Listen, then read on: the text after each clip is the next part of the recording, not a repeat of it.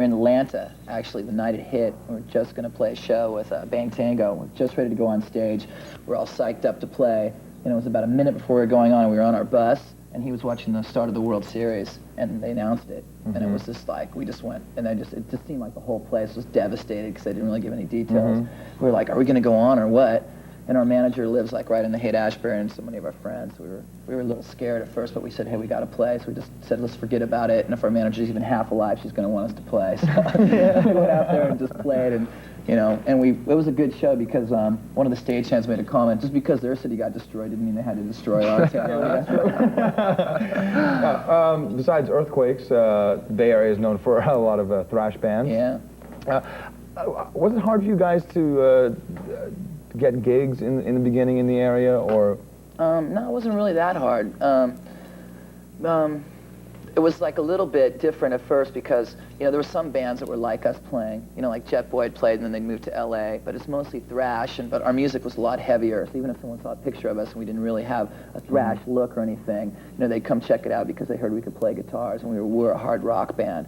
Right. So, in some of our first gigs in the big clubs were like with Guns N' Roses and Poison and stuff, so we had some pretty good first shots and cherry bombs. So, and then, people, heard about that we were a heavy metal band. There was lots of girls at our show. We had guys from Testament and, cool. All the thrash bands hanging out at all our shows anyway, so.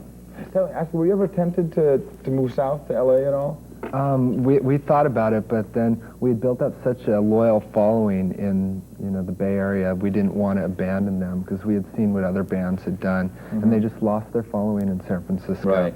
And why take a chance in LA when we have a good following in the Bay Area and we could make some noise up there? I hear you. Well, we'll talk more in a little bit. We're going to play some videos right now. We got some good friends of yours, in fact. Skid Row. All right, cool.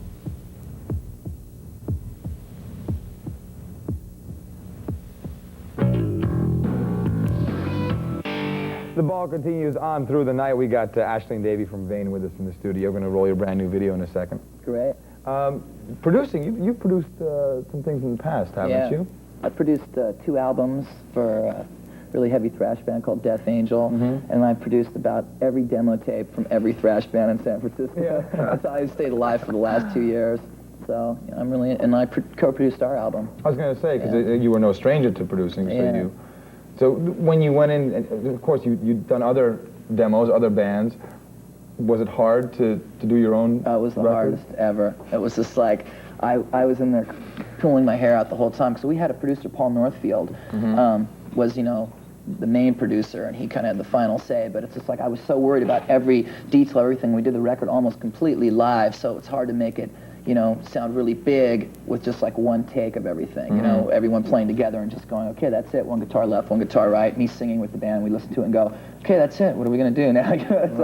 So it's just like, and I wanted all the vocals to sound right. I didn't want anything to sound too big or too dated, or because I'd done a lot of tricks in the past with thrash bands where I made the background vocals to sound like anthems, and I wanted to sound real. I wanted to sound just like Vane live and keeping energy. So it was definitely a lot harder than producing someone else. You can make a decision much quicker when you produce someone else going, yeah, that's great, no problem, let's move on. But when it's yourself, you go, I could do it better. And he drove us all nuts. I was just going to say, tell me, how was he as a producer? Oh, it was crazy because he'd have to make sure that everybody was happy with, what was coming out on tape, and he'd be running around, oh, is it good enough, do you think it's too much this, do you think it's too much that, oh no, what do you think, and then, it was just like driving us nuts. But no big fights broke out. No fights. I know almost too much of didn't land. I don't like it. I feel bad if like even one member of the band was just going, I think it's cool, but I don't dig it. Then I'd feel like my mission was to have it sound like I wanted it to sound, have the band happy, the producer happy, just have everything great. And it's hard to do that with a record. It's just like getting, 5 guys and a different guy to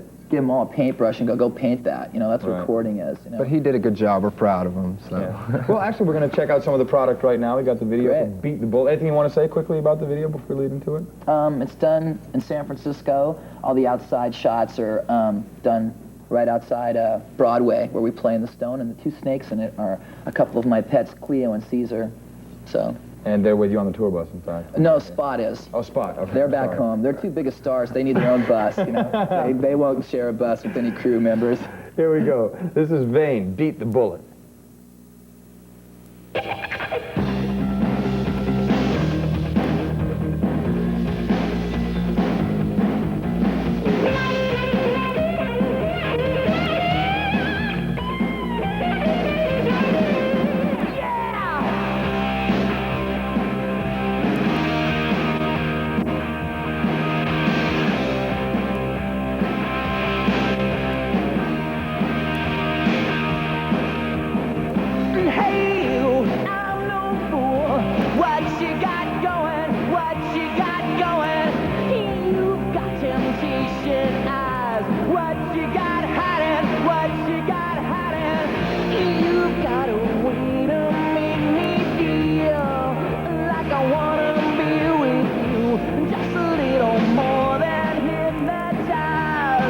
But if I do what I wanna, I get down on my knees, praying to the Lord that I beat the bullet.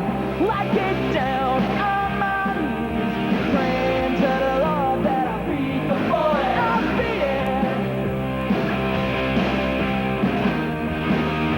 Baby, I beat it.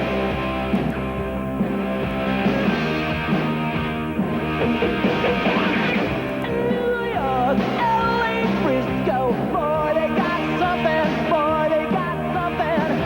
I've been around this world. What's it got for me? What's it got for me?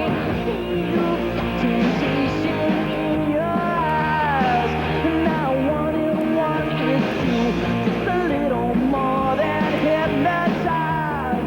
But if we do what we wanna, I get down on my knees, praying to the Lord that I beat the bullet. I get down on my knees, praying to the Lord that I beat the bullet.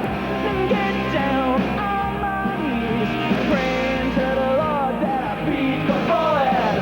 I get down on my knees, praying to the Lord that I beat the bullet. I beat it.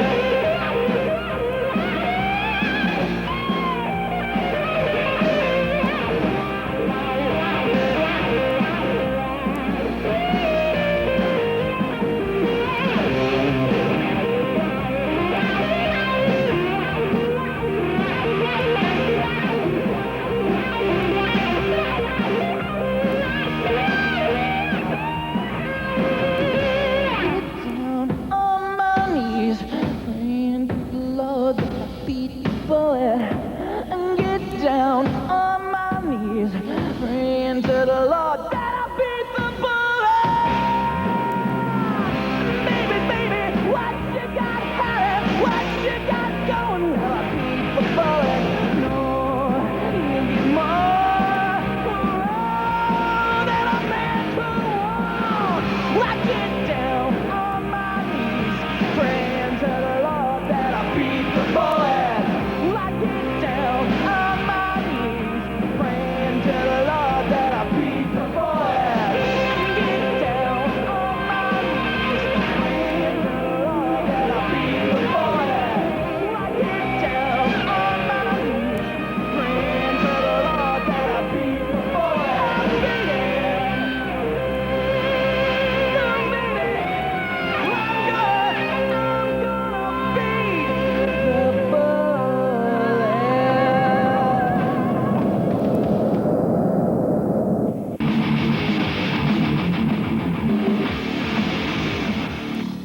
The ball is back. We still have Ashley and Davey here from Vane, and I got to tell you, when these guys walked in, all of a sudden I heard a language which I recognized.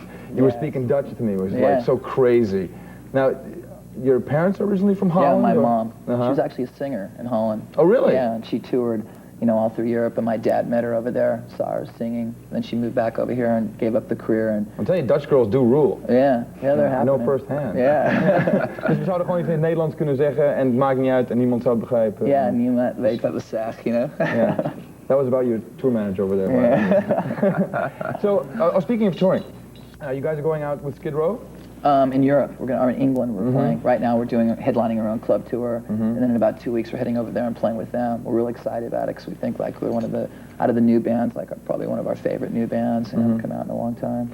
So just a word of advice: if Sebastian starts to ramble, just tell him to shut up. He won't mind. Okay. It's just like I have a feeling Davey can keep up with him. So I've got a big mouth too. All right. Well, it's good having you guys here. Thanks a lot for Thanks a dropping lot, by. man. Good luck. We'll see you thanks soon. for having us. When you're in the area, just come on by. All right, man. Okay. We're going to close off now with the debut from the new Bad Brains album, Quickness. This is Soulcraft.